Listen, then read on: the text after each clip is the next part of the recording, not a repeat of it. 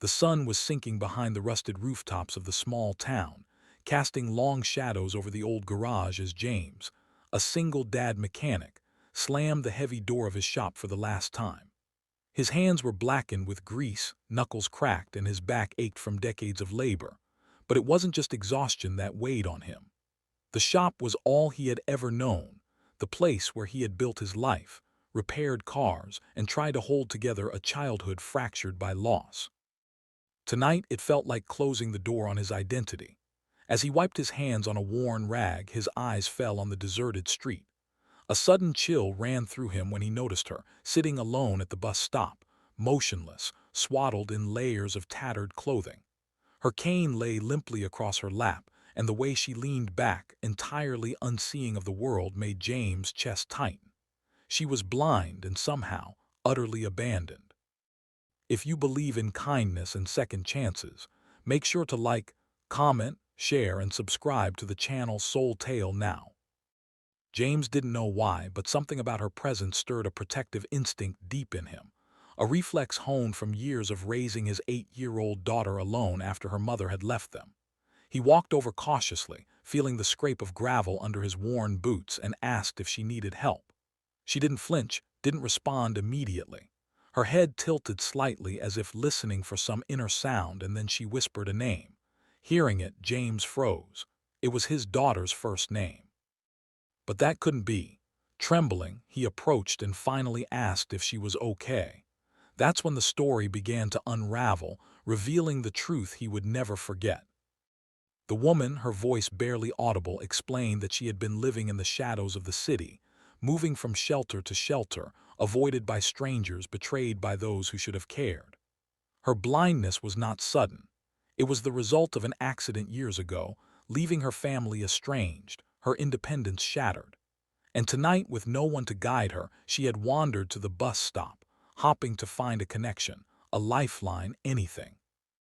James listened, heart pounding, as he recognized her story mirrored the emptiness he feared for his own daughter, the loneliness, the fear, the quiet desperation that clung to her like a second skin. He couldn't look away.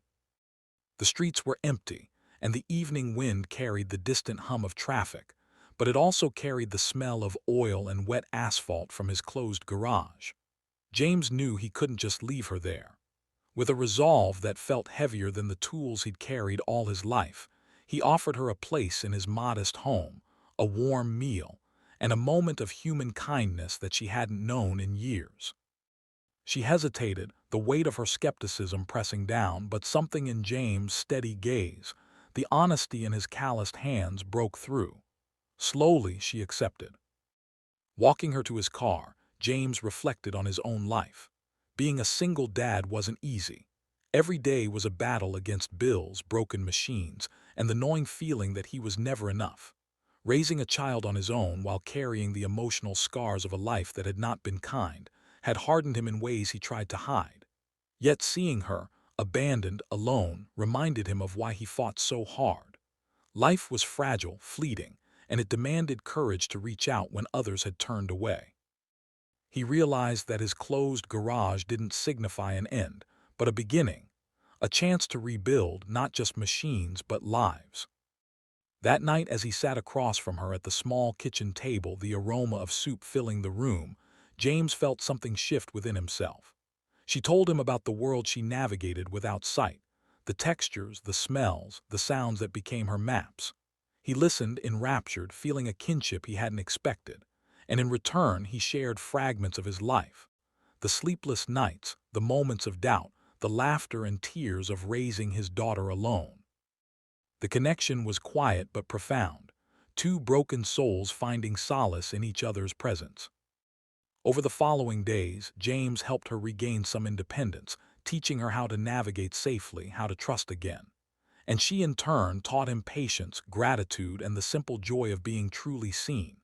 There were challenges, of course, moments of frustration, nights of exhaustion, the ever-present uncertainty of what tomorrow might bring. But together, they discovered resilience. Life, they realized, wasn't about perfection. It was about showing up, even when it hurt, even when the odds seemed stacked against them. One rainy evening, As the storm tapped against the windows, James found her sitting by the fire, smiling faintly as she felt the warmth with her hands. He sat beside her, exhausted but filled with a quiet pride.